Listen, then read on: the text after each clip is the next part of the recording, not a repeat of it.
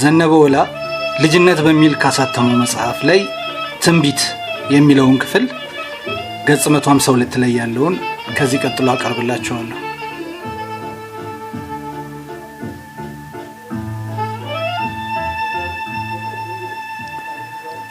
ሁሌም ከምንወደው ነው የምንማረው። ልጆኜ ከሚናፍቁኝ አውደ ዓመቶች አንዱ መስቀል ነበር። አባባ ጃንሆይ መሳፍንቱን፣ መኳንንቱን፣ ልኡካኑን፣ ልዕልታቱን፣ ጳጳሳቱን፣ ኤጲስቆጶሳቱን አስከትለው በግልጽ አውቶሞቢል ሆነው ለህዝቡ ሰላምታቸውን እየሰጡ ወደ ተዘጋጀላቸው ሰገነት ወጥተው ዙፋናቸው ላይ ይቀመጣሉ። ህዝቡ በእልልታና በጭብጨባ ምድሩን ሲያደባላልቀው እኔ አባቴን እንኳኳ አድርገኝ እለዋለሁ። እንደ ፉንጋይ የለበስኩት ነጭ ልብስ ይቆሽሽብኛል፣ ያለው ፊት ነው ከዚህ ይታያል። ሰዎቹ ከፊቴ ሲያልፉ እየከለሉኝ እኮ ነው፣ ተሸከመኝ። ልብስን የምታጥቦማ አይደለችም? ኦ ጋሼ አንተን ማን ይችላል? እሺ ልሸከምህ። ሰዎቹን ቁልቁል ማየት ጀምራለሁ። ከፊት ለፊቴ ፈረሰኛ ፖሊሶች ከወዲያ ወዲህ እየተዘዋወሩ ስርዓት ያስከብራሉ። እግረኛ ፖሊሶች በገመድ የተከለለ አጥር ማዶ ሆነው ጸጥታውን ይቆጣጠራሉ። ፈረንጆች ፎቶ ያነሳሉ። ሰልፈኛው በንጉሠ ነገሥቱ ፊት መትመም ይዘምራሉ። አበባ አበባይ መስከረም ጠባይ መስከረም ሲጠባ ወደ አገሬ ልግባ። የምድር ጦር፣ የአየር ኃይል፣ የባህር ኃይልና የክብር ዘበኛ ወታደሮች ጅቧቸውን ለኩሰው ዜማውን በህብረት እያወጡና እየተቀበሉ በሰልፍ ይራመዳሉ። አባቴ እያንዳንዱ ሰልፈኛ በፊቴ ሲያልፍ እነማን እንደሆኑ ይነግረኛል። መኩሪያ የሚባለው አንበሳ በአንድ ግልጽ መኪና ወለል ላይ ተጋድሞ በፊታችን አለፈ። አባባ ጃንሆይ ፊት ሲደርስ አገሳ። ሰዎቹም የተለያየ አስተያየታቸውን ይሰነዝራሉ።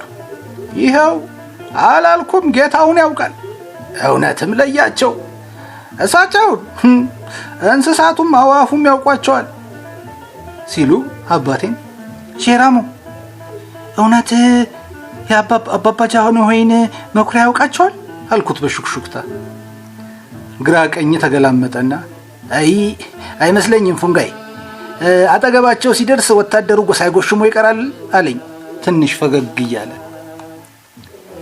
ውሻ በበላበት ይጮሃል ብቻ ሳይሆን አንበሳስ በበላበት እንደሚያገሳ ማን ያውቃል? ጳጳሱ ደመራውን ይባርካሉ። ጃንሆይ ደመራውን ለመለኮስ ይነሳሉ። እልልታው ምድሩን ያደበላልቀዋል። ከዚህ በኋላ ህዝቡ የሚጠብቀው ዳመራው ወደ ቀኝ ወይም ወደ ግራ እንደሚወድቅ ማወቅ ነበር። ትልልቅ ሰዎች ሲያወሩ እንደሰማሁት ደመራው ወደ ቀኝ ከወደቀ የፍስሐ የደስታና የፍቅር ዘመን ይመጣል። ወደ ግራ ከወደቀ የመከራ የረሃብና የጦርነት ጊዜ ይሆናል። ይህንን ለማወቅ ጄራሞ ደመራው ወዴት ነው የወደቀው ስል ጠየቅኩት። እዝን ብሎ በማዶ በኩል ወደ ቀኝ ነው የወደቀው ብሎኝ ቀስ ብሎ ከትከሻው ላይ አወረደኝ። ዘንድሮ አባቴ በጣም ታሞ አሁን ተሽሎት በማገገም ላይ ነው። በዚህ ምክንያት መስቀል አደባባይ መሄድ እየፈለግኩ አልሄድኩም ነበር። ቅር እንዳለኝ ያስተዋለው ቱማ ባንጋ ፉንጋይ ለምን መስቀል አደባባይ አንሄድም አለኝ። የልቤን አውቋል። ቱማን ወደዋለሁ። በልጅነቴ አያሌ የጨዋታ አይነቶች ያሳየኝ እንደ ኩያ ጓደኛው የሚያወጋኝ ሰው ነው። የማየ የሩቅ ዘመድ ሲሆን ለኔ ጥልቅ ፍቅር አለው። ሌሎቹ ትልልቅ ሰዎች ግን ተለዋዋጭ በሆነው ባህሪያቸው በጣም ያስፈሩኝ ነበር። ወላጆቼ ፊት በፍቅር ጎርፍ የሚያጥለቀልቁኝ ሰዎች ብቻዬን ሲያገኙኝም የትናንት ፍቅራቸውን በማሰብ እኔ ፍንድቅ ብዬ ሳያቸው እነሱ ፊታቸውን ጫጎጊት አስመስለው ያልፉኛል፣ አሊያም እስከመፈጠር ይረሱኛል። አንዳንዶቹ ብቻቸውን ያወራሉ፣ ከራሳቸው ጋርም የሚሳሳቁም ነበሩበት።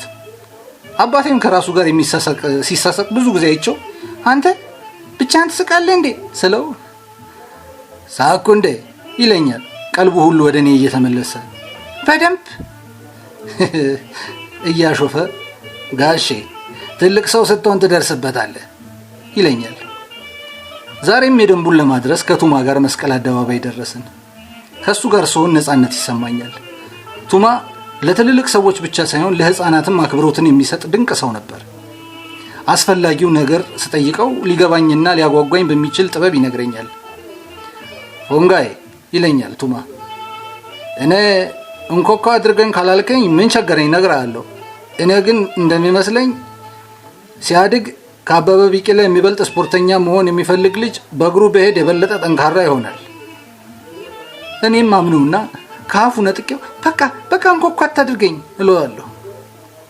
ይህንን ስንጨዋወት የሰሙ አንድ ጡረታ የወጡ የክብር ዘበኛ አባል ጨዋታችን ስቧቸው ከቱማ ጋር ወሬ ጀመሩ። ሙሉ ወታደራዊ ልብሳቸውን ለብሰዋል። ደረታቸው ላይ ሜዳሊያቸውን አንጠልጥለዋል። በትረ መኮንናቸውን በእጃቸው ላይ ያሽከረከሩ የዓለም ጋዜጦች ስለ አበበ ቢቂላ ሲያወሩ ጣሊያኖች ኢትዮጵያን ለመውረድ ብዙ ሺህ ሆነው ባህር ተሻግረው ዘመቱ። ያሰቡትን ያህል ሳይቆዩ በ5 ዓመታት ጊዜ ውስጥ በኢትዮጵያ ጀግኖች ልጆች ድል ተመተው ወጡ። አበበ ቢቂላ ግን ብቻውን ዘምቶ ድፍን ጣሊያንን በሰላም ጦርነት ድል መታ ብለውለታል። አልገባኝም ያሉት ቱማ በኋላ አስረዳሃለሁ በሚል ስሜት ጎሸም አደረገኝ። ጸጥ ብዬ ማዳመጥ ጀመርኩ። አሁን ምስጋና ለፈጣሪና ለፀሐዩ ንጉሳችን ይድረሳቸው። የተማሩት ልጆቻችን በዓለም ላይ ታላላቅ ሽልማትና ክብር ያገኛሉ። በዚህ ጊዜ ወደ መናገሻ ከተማችን አዲስ አበባ መጥተው ጃንሆይን እጅ ሲነሱ በሚያደርጉት ንግግር ውስጥ በንጉሠ ነገሥት የመልካም ፈቃድ የምትባለውን አረፍተ ነገር ጨምሮ ይናገራሉ። ደንብ ነው። አበበም ሮም ኦሎምፒክ አሸንፎ እንደመጣ ባለቆቼ ትብብርና በንጉሠ ነገሥት የመልካም ፈቃድ ሲል ጃንሆይ አስቆመውት እንዲያው ባለቆቼ የመልካም ትብብር ብለህ ትጠቅሳለህ እንጂ ስትፈጠር ስለተቀባህ ነው ብለውታል። እውነታቸውን ነው ጃንሆይ ሲፈጠር ስለተቀባ ነው። ባይቀባማ እንዲህ ዓለም ሁሉ ከልብ የሚወደው ይሆናል አለና ቱማ አበበ ቢቂላ ልጆችንም በጣም ወዳለሁ አይደል አላቸው። በደንብ ታዳጊዎች ሁሉ ከሱ የበለጡ እንዲሆኑ ጃን ሜዳ ያሰነጥናቸዋል። ልጆችን ካንጀቱ ነው የሚወዳቸው። የተነሳበትን አሳምሮ ስለሚያውቅ ልጆችን ከልቡ ያስተምራል። ይህንን ጎበዝ እንዳበበ ጠንካራ እንዲሆን ስትመክረው ነው እኮ ትዝ ብሎኝ ጨዋታችሁ መካከል የገባሁት አሉ አዛውንቱ። ዳግ አደረጉ። እኔ ደግሞ ሰሞኑን ሲመቸን ክቡር ዘበኛ ካምፕ ወስጄ ከተማረ ተስፋዬ ጀራሞ ጋር አበበ ቢቂላን አስተዋውቃቸዋለሁ ሲላቸው ቱማ በጣም ደስ አለኝ። በዚህ ምክንያት ዘንድሮ ዳመራው ወደ ቀኝ ይሁን ወደ ግራ መውደቁን አላጣራውም። ከምወደው ታላቅ ስፖርተኛ ህይወት የተማርኩትን ሰፈር ተመልሼ ለአብሮ አደግ ጓደኞቼ ለማውራት ቸኮልኩ።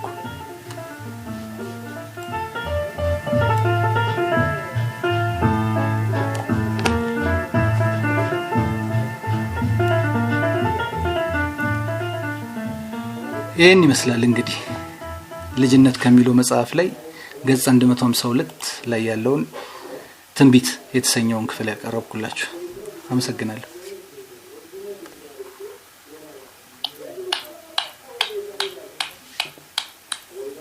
በጣም ነው የምናመሰግነው። በጣም ደስ ሲል እናመሰግናለን። ተመስገን እግዚአብሔር ያክብርልን። በጣም ደስ ይላል። ሁላችሁም እንግዲህ ያው ወደ መምሸቱ እናመሰግናለን። ቴንኪው በጣም ነው። አይመስልም ጧት ነው የሚቀረዋል። እሺ ምንም ችግር የለም። እሺ